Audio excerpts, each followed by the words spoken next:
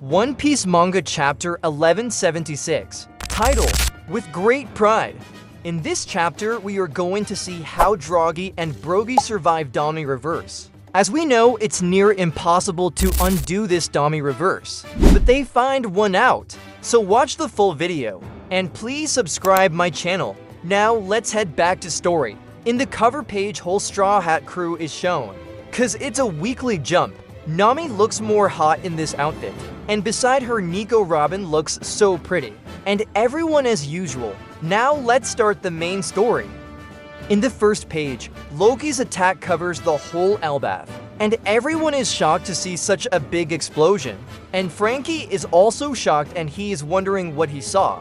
Then the scene shifts to Lilith, Frankie, and Bonnie. Bonnie was sitting on Frankie's shoulder, and Lilith was seen opening a box. So Frankie was asking her what she was doing, and Frankie thought maybe Vegapunk was kept in this box. But Lilith took out a gadget and told him it was ODC Omni Drain Converter, a machine that can use the energy that is existing in an abundance everywhere in Elbaf.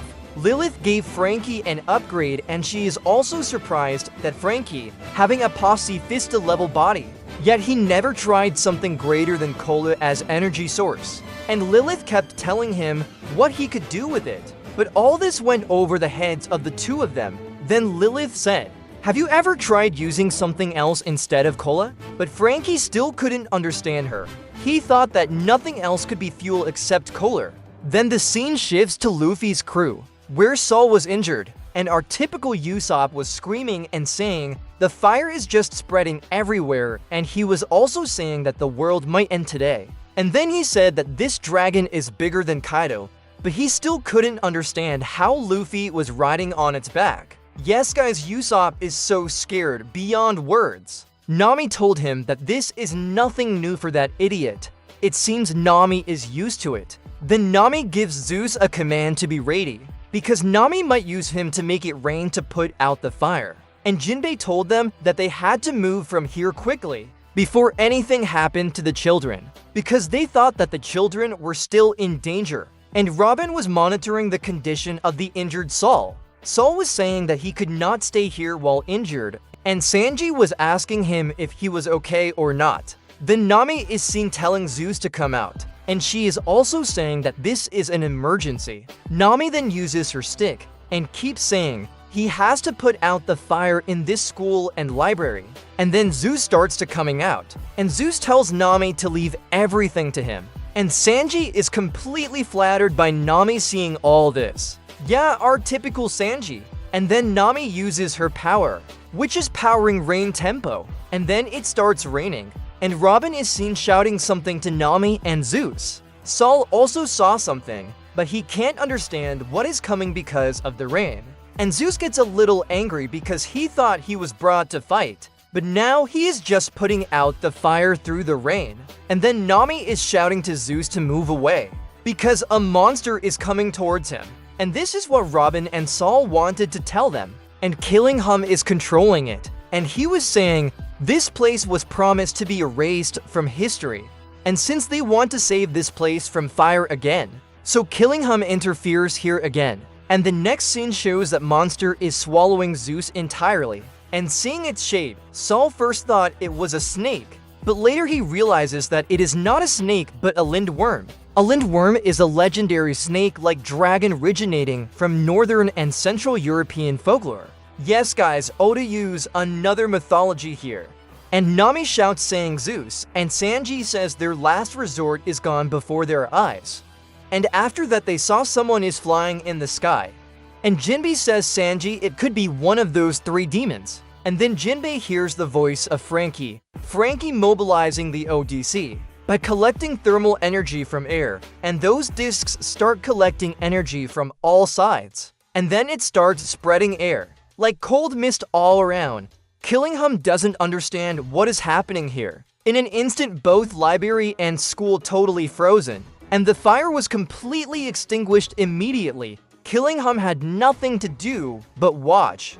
Robin and Sol also surprised, but now they are a bit happy to seeing this.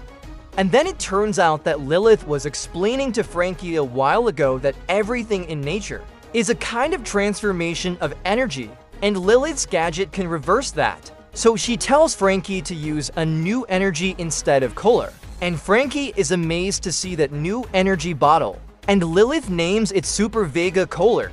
Then she explains to Frankie that her internal mechanism is very well engineered, which is absolutely Pachifista level, but he is very surprised when he hears that she only uses plain old color. And she then tells Frankie that if he uses it from now on, his power will explode, and Frankie is amazed to hear that. Then the scene shifts to Zeus, and there was darkness all around him, because that snake-type beast had swallowed him. And Zeus was screaming and asking for help from Nami like a kid. And Nami was saying that she was coming to save him.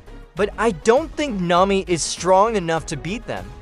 Then the scene shifts to Robin and Saul. Robin was asking Saul if they should go to the library now, because the fire there has now gone out. And Saul agrees with him, because they both suffered a lot so that the history of the Void Century would not be erased. Now they will save it at any cost. However, Killingham is seen giving a scary smile, because he will destroy that library now with his dream monster. Then he orders Lindworm to destroy the library, and he was also laughing loudly like a typical Celestial. And he said that to bring a new world, the old history must be completely erased. And Saul and Robin could see everything, but they couldn't figure out how to stop it. They were still a little far from the library. The next scene shifts to Jinbe. He tells Nami to leave everything to him. He will use his power Psyken to save Zeus. And seeing this, Killingham was mocking him. Celestials consider the Fishman race to be the lowest. They think they stink a lot.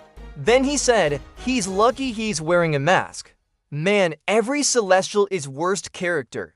Sanji heard all of this. With anger he said that. That whole chosen people thing so typical of Celestial Dragon. And in the next scene, Sanji's rage was visible.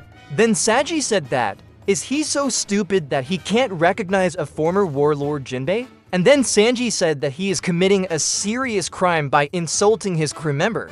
And so he will take revenge on Killingham in the most extreme way by breaking his aquarium. Next scene, Frankie, Jinbe, and Sanji go into attack mode, where Frankie uses his new energy power and is ready to give a new attack with a huge jump, which name is Super Strong Dexter. He also seems in super mode. With his one jump he reached quite a high distance. Even he got amused by his power. Jinbe uses Fishman Karate Secret Technique Buricon, and Sanji uses Diablo Jambe Concass. In an instant, Jinbe and Frankie both punched the monster so strongly. And on the other hand, Sanji smashed Killingham and flattened him completely. Man, this is so satisfying. I am happy that this both MF faced the same consequences. They literally deserve this. In the next scene, Jinbe and Frankie's attack causes the dream monster's head to be severed from its body. Man, Luffy's crew changed the whole scenario in Elbaf. But after watching the previous chapters, we were wondering if Luffy's crew was strong enough to fight the Holy Knights. But now we have to change our perspective. They all changed a lot by their own way. Then the scene shifts to the West Village, where the fight between Droghi and Brogy versus Hydrudden's crew was going on. In the previous chapter, we saw Zoro fighting with their crew. And if you want to watch the previous chapters, you can check the playlist of my channel. Now comes to the main story. Then their Hydrudden's crew saw that no matter how much they fight, they are all immortal and they can all regenerate. And they then thought if there was any other way to beat them, because they could not defeat them in any way. Then they all noticed that Droghi and Brogy had recovered again. But this time their consciousness had returned a little, and it was understandable from their conversation, and Zoro was surprised to see that. Dory and Brogy were saying that it was insulting for them that they came to kill Great Lord Jaharl, because Elder Jaharl was a very old and respected warrior of Elbaf. He had fought countless times for Elbaf, so they were remorseful for their actions. So they both made a decision. They would not be the pawn of any devil anymore. They said that their fight life so far was very thrilling. Actually, guys, they were planning suicide, because there was no way to escape from this. So they both swung the weapon at the same time, and immediately both of their heads were severed. and everyone started screaming for them. But what happened next was incredible. They both finally got free from DOMIE reverse. Now, you may ask why Harold and Rock couldn't get free from DOMIE reverse. Harold was not just DOMIE reversed. He was bound through a devil's contract, which Emo uses for absolute control. Harold was turned into a demon knight in a ritual that made IMU'S influence over him much stronger. And in the case of Zebek, we saw that after Rogers and Garp combined attack, he got free from Devil From, although in the end he was killed by Figurlin Garlang. And there is a slim chance that Zebek is still alive. So what do you think, guys? Comment below. And then Droggy and Brogy saw that they were both alive, but they were shocked to see it. And their crew, who were not demon earlier, they were overjoyed to see them both alive. They were saying that how are their heads still intact? And Elder Jaharl then understood that for undoing DOMIE reverse, someone would have to die once. And for that, a fatal blow would have to be dealt. And that would have to be in the head or in the heart. And then they were all ready to fight. Now they would save their remaining crew members, even though they would have to be killed once for that. And in their midst, Zoro was really ready to cut everyone. Man, he is always ready for slashing. So Zoro was saying that would he take responsibility for this work or not? Because they were Droggy and Brogy's crew, so maybe it would be difficult to kill their crew members. But Zoro doesn't have to worry about that, and Droggy, Brogy, Hydredden, and Gerd were also talking about the same thing. But now they are fully ready, and here is the end of the chapter. So, how did you like this chapter? And yeah, next week is break. We just have to wait a little longer. So subscribe to the channel to watch all the chapters of One Piece in colored version. And if you have a theory about DOMIE reverse, let me know in the comments. So guys, see you in the next video. Till then, bye bye.